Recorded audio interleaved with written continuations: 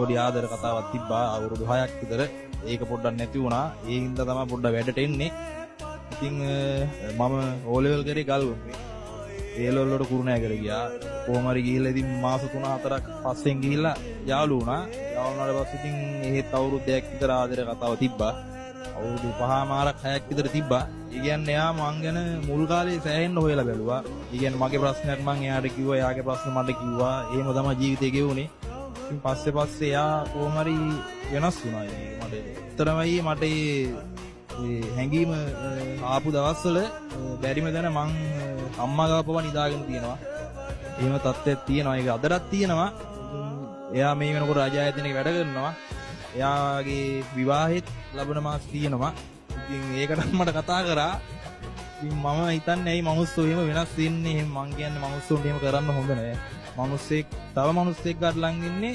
මේ මිනිස්සුන්ට කියන්න තියෙන දේවල් හිතාගන්න. එහෙම තියලා ස්ටෙප් ගිහිල්ලා අතාරනකොට මේ මිනිස්සයා සෑහෙන්න වැටෙනවා. ඒක කියන්න කවුරුත් නෑ. කියන්නේ ඒකයි දැනෙන්නේ. කාමරයකට පවා ගිහිල්ලා තනි වුණාම මේ දුක දැනෙනවා කොල්ලෙක්ට.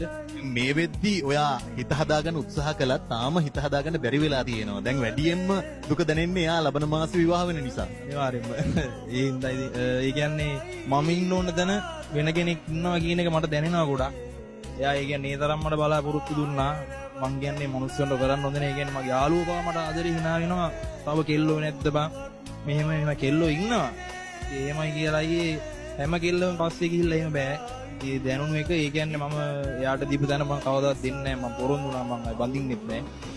තනියම ගේමක් ගහගෙන පොඩි ගාන ඉඳන් අම්මලා තාත්තලා උදව් කරගෙන ඉන්නවා.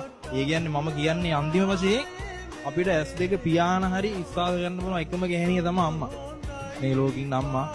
ඉතින් අම්මන්ට විතරක් ආදරය කරගෙන පාඩු ඉන්නවා. ඒ කියන්නේ අපේ සතුට අනුන් ගාව හොයන්න හොඳ නැහැ. හරි.